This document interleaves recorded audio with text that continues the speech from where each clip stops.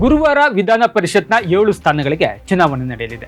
ಒಟ್ಟು 7 ಸ್ಥಾನಗಳಿಗೆ 8 ಅಭ್ಯರ್ಥಿಗಳು ಈಗಾಗಲೇ ಕಣದಲ್ಲಿದ್ದಾರೆ. ಹೀಗಾಗಿ ಚುನಾವಣಾ ಕಣ ರಂಗೇರಿದ್ದು ಕಾಂಗ್ರೆಸ್ ಪಕ್ಷದ 5ನೇ ಅಭ್ಯರ್ಥಿ ವಿನಯ್ ಕಾರ್ತಿಕ್ ಮತ್ತು ಜೆಡಿಎಸ್ ಪಕ್ಷದ ಅಭ್ಯರ್ಥಿ ಗೋವಿಂದರಾಜು ಪೈಕಿ ಯಾರು ಗೆಲ್ತಾರೆ ಅಂತಕ್ಕಂಥದ್ದು ಸದ್ಯ ಭಾರೀ ಕುತೂಹಲವನ್ನು ಕೆರಳಿಸಿದೆ.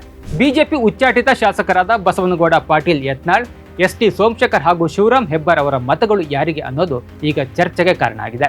ಈ ನಿಟ್ಟಿನಲ್ಲಿ ಕಾಂಗ್ರೆಸ್, ಬಿಜೆಪಿ ಮತ್ತು ಜೆಡಿಎಸ್ ತಮ್ಮದೇ ಆದಂತಹ ತಂತ್ರಗಾರಿಕೆಯನ್ನ ಮಾಡಿಕೊಂಡು ಚುನಾವಣೆಗೆ ರೆಡಿಯಾಗಿವೆ.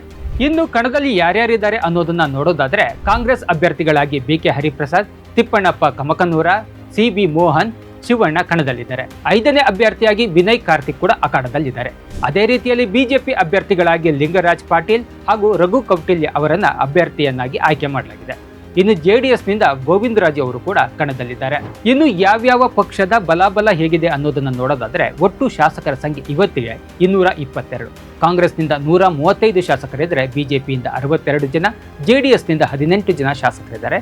ಪಕ್ಷೇತರವಾಗಿ 2 ಇದ್ದಾರೆ. ಜೊತೆಗೆ ಬಿಜೆಪಿಯಿಂದ ಉಚ್ಚಾಟಿತರಾಗಿರ್ತಕ್ಕಂಥ 3 ಜನ ಶಾಸಕರಿದ್ದಾರೆ. ವಿಧಾನ ಪರಿಷತ್ ಚುನಾವಣೆಯಲ್ಲಿ ಒಬ್ಬ ಅಭ್ಯರ್ಥಿ ಗೆಲುವಿಗೆ ಬೇಕಾಗಿರತಕ್ಕಂತಹ ಮತಗಳು 28. ಕಾಂಗ್ರೆಸ್ 5 ಅಭ್ಯರ್ಥಿಗಳನ್ನ ಗೆಲ್ಲಿಸಲು 140 ಮತಗಳು ಬೇಕಾಗಿದೆ. ಆದರೆ ಈಗ ಸದ್ಯ ಕಾಂಗ್ರೆಸ್ ಬಳಿ ಇರುವ ಸಂಖ್ಯೆ 135. ಇದರ ಜೊತೆಗೆ 2 ಪಕ್ಷೇತರ ಶಾಸಕರು, 1 ಸರ್ವೋದಯ ಪಕ್ಷದ ಶಾಸಕರ ಬೆಂಬಲದಿಂದ 138 ಸಂಖ್ಯೆ ಆಗಲಿದೆ. ಇದೇ ಸಂದರ್ಭದಲ್ಲಿ 2 ಉಚ್ಚಾಟಿತ ಶಾಸಕರಾಗಿರ್ತಕ್ಕಂತಹ ಎಸ್.ಟಿ. ಸೋಮಶೇಖರ್ ಹಾಗೂ ಶಿವರಾಮ್ ಹೆಬ್ಬಾರ್ ಅವರು ಕಾಂಗ್ರೆಸ್ ಜೊತೆ ಸಂಪರ್ಕದಲ್ಲಿ ಇರೋದ್ರಿಂದ 140 ಆಗುವಂತ ಚಾನ್ಸಸ್ ಇದೆ. ಹಾಗಾಗಿ 5ನೇ ಅಭ್ಯರ್ಥಿಯನ್ನ ಗೆಲ್ಲಿಸಿಕೊಂಡು ಬರುವಂತಹ ಹುಮ್ಮಸ್ಸಿನಲ್ಲಿ ಮುಖ್ಯಮಂತ್ರಿ ಡಿ.ಕೆ. ಶಿವಕುಮಾರ್ ಇದ್ದಾರೆ. ಬಿಜೆಪಿಯ ಅಭ್ಯರ್ಥಿಗಳಿಗೆ ಒಟ್ಟು 62 ಮತಗಳಿದೆ.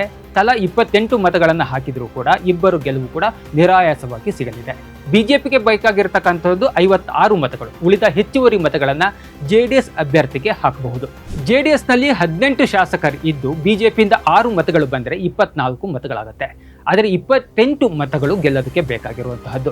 ಬಿಜೆಪಿಯ 6 ಮತದ ಜೊತೆಗೆ ಜನಾರ್ದನ್ ರೆಡ್ಡಿ ಹಾಗೂ 3 ಉಚ್ಚಾಟಿತರ ಬೆಂಬಲ ಸಿಕ್ಕರೆ ಗೆಲುವು ಸಾಧ್ಯ ಆಗಲಿದೆ. ಹೀಗಾಗಿ ಬಿಜೆಪಿಯಿಂದ ಉಚ್ಚಾಟನೆಗೊಂಡಿರತಕ್ಕಂಥ ಶಾಸಕರ ಮೇಲೆ ಈಗ ಎಲ್ಲರ ದೃಷ್ಟಿ ಇರುವಂತಹದ್ದು. ಅಲ್ಲದೆ ಕಾಂಗ್ರೆಸ್ಗೆ ಬೆಂಬಲವನ್ನ ನೀಡಿರತಕ್ಕಂಥ ಪಕ್ಷೇತರ ಶಾಸಕರು ಯಾವ ಕಡೆ ಹೋಗ್ತಾರೆ, ಯಾವ ನಡೆಯನ್ನು ಅನುಸರಿಸ್ತಾರೆ ಅಂತಕ್ಕಂಥದ್ದು ಕೂಡ ಸದ್ಯಕ್ಕೆ ಕುತೂಹಲವನ್ನು ಹುಟ್ಟಿಸಿದೆ.